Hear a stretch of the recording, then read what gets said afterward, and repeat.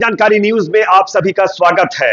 America के नए राष्ट्रपति डोनाल्ड ट्रंप उर्फ भूरे भालू और इजराइल के प्रधानमंत्री बेंजामिन नेतन्याहू की मुश्किलें बढ़ती जा रही हैं। जो देश अभी तक नेतन्याहू और ट्रंप उर्फ भूरे भालू के दोस्त हुआ करते थे, उन्होंने अब इनके खिलाफ मोर्चा खोल दिया है। इसके पीछे की वजह गाजा के अंदर लोगों को उनकी जमीन से बेदखल करने का जो प्लान भूरे भालू ने दुनिया के सामने रखा है, वो वजह बताई जा रही है।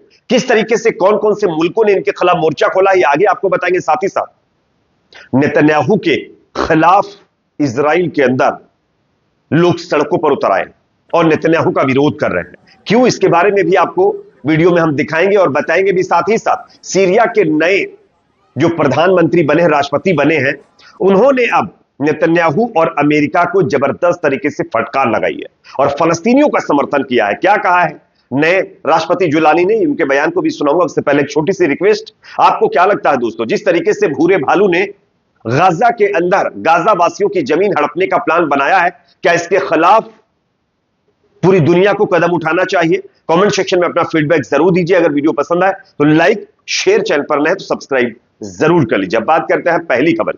सबसे पहले मैं आप लोगों को डोनाल्ड ट्रंप उर्फ भूरे भालू का वीडियो दिखाना चाहता हूं।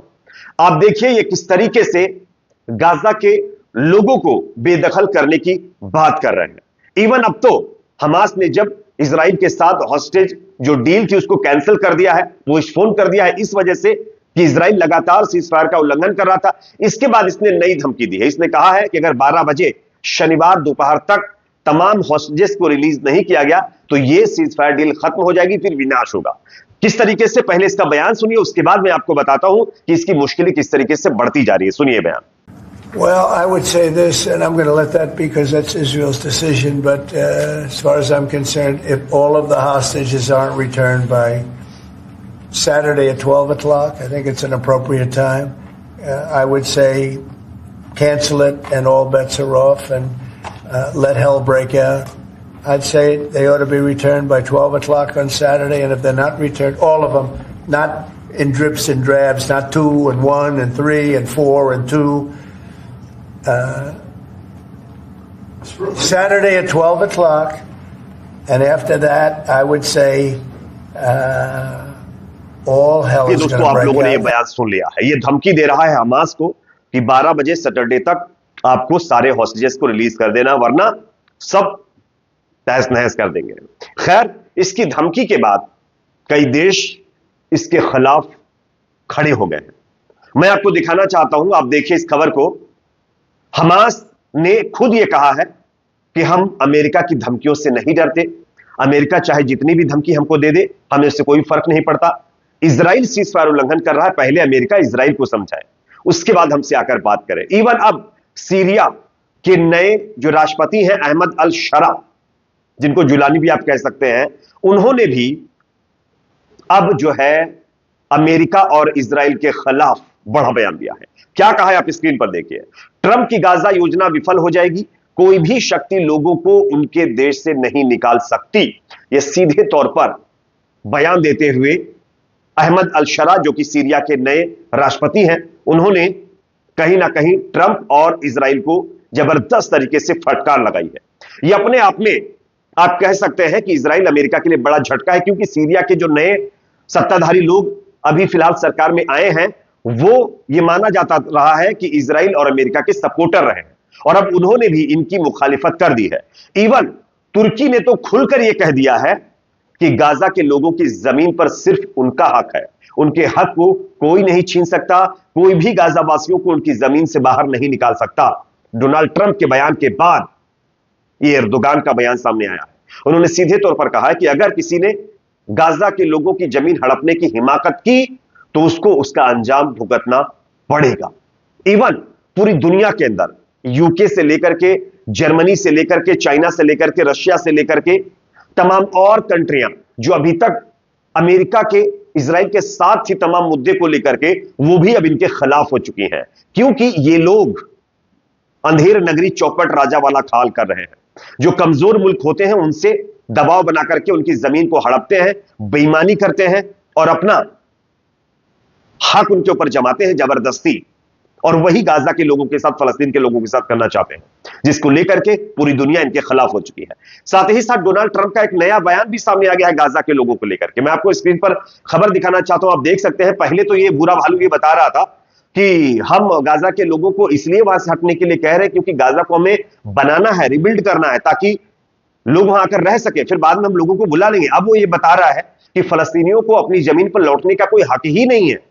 ये डोनाल्ड ट्रंप का कहना है, और वो ये बता रहा है कि वो गाजा की जो जमीन है उसको टूरिस्ट प्लेस बनाएगा और गाजा वासियों को वापस नहीं लौटने देगा। ये अपने आप में दिखाता है कि ये कितने बेईमान किस्म के हैं, ये कितने नाहक किस्म के लोग हैं जो दूसरों की जमीन हड़प रहे हैं। इवन नेतन्याहू के खिलाफ भी अब इजराइल के अंदर जबरदस्त विरोध शुरू हो चुका है। मैं आपको स्क्रीन पर इसका एक वीडियो दिखाना चाहता हूं, आप पहले वीडियो देखिए, उसके बाद मैं आपको बताता हूं नेतन्याहू के खिलाफ सड़कों पर ये लोग क्यों उतरे हैं।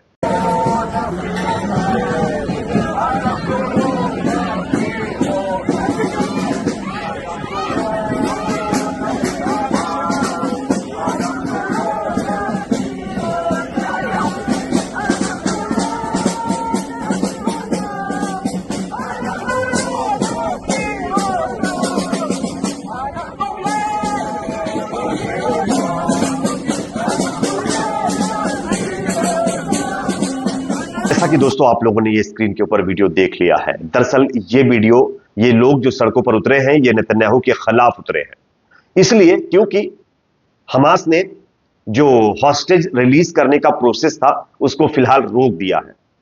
और इसके बाद इजराइल की जो सेना है, वहां की जो सरकार है, उसने सेना को ये इंस्ट्रक्शन दिए हैं कि सेना तैयार रहे। तमाम आईडीएफ के जो जवान थे जो लीव पर थे उनकी लीव को कैंसिल कर दिया गया, छुट्टियों को कैंसिल कर दिया गया है। पूरे क्षेत्र में तनाव बढ़ गया है, जिसके चलते इजराइल की जनता सड़कों पर आ गई है और नेतन्याहू के ऊपर यह प्रेशर बना रही है कि वो इस सीज फायर डील को आगे कंटिन्यू रखें, और जो उल्लंघन वो कर रहे हैं फलस्तीनी सीज फायर को लेकर के, इस डील में जो चीजें नहीं करनी है वो सब कर रहे हैं, वो अब ना करें। इस पर दबाव बनाने के लिए लोग सड़कों पर आए हुए हैं। इवन बताया जा रहा है कि जॉर्डन और मिस्र ने भी कहीं ना कहीं इस सीज फायर डील को लेकर के नेतन्याहू को गलत बताया है और कहा है कि नेतन्याहू की तमाम तानाशाही रवैये वाली कार्रवाई जो है इस सीज फायर डील में बाधा बन रही है, जिसके चलते अब अमेरिका भड़क गया है। अमेरिका ने यह कहा है कि वो जॉर्डन और मिस्र को फलस्तीन स्वीकार नहीं करने पर सहायता रोक देगा। यह नई धमकी अब अमेरिका के भालू ने दे दी है। साथ ही साथ मैं आपको एक और वीडियो स्क्रीन पर दिखा रहा हूं, यह वीडियो भी आप देख लीजिए कि इजराइल अब फलस्तीन के अंदर, वेस्ट बैंक के अंदर आप देखिए किस तरीके से पूरी पूरी सड़कें खोदने में लग गया है। कहते हैं ना, जब लोगों से मुकाबला ये नहीं कर पा रहा है तो बिल्डोजर से सड़कों को खोद रहा है, किसियानी बिल्ली खंभा नोचे, वो वाला हाल यहां पर देखने को मिल रहा है। लेकिन कहते हैं ना कि जुल्म करने वाला चाहे जितना बड़ा क्यों ना हो, उसको खत्म करने वाला एक ना एक दिन पैदा हो ही जाता है। और यह भी है कि जब जुल्म हद से ज्यादा बढ़ जाता है तो समझ लीजिए वो पूरी तरीके से खत्म होने की कगार पर पहुंच जाता है। वही हाल अमेरिका और इजराइल का होने वाला है। इनके जुल्म बहुत ज्यादा बढ़ चुके हैं, तो समझ लीजिए इनका अंत आ चुका है। इसलिए ये सारी चीजें ये लोग कर रहे हैं। ये दुनिया का भी मानना है और लगातार तमाम देश भी इसको लेकर के इसी तरीके की बातें कह रहे हैं। इस पर आपकी राय कमेंट सेक्शन में रखिए। वीडियो पसंद आए तो लाइक करिए, शेयर करिए, चैनल पर नए तो सब्सक्राइब जरूर करें।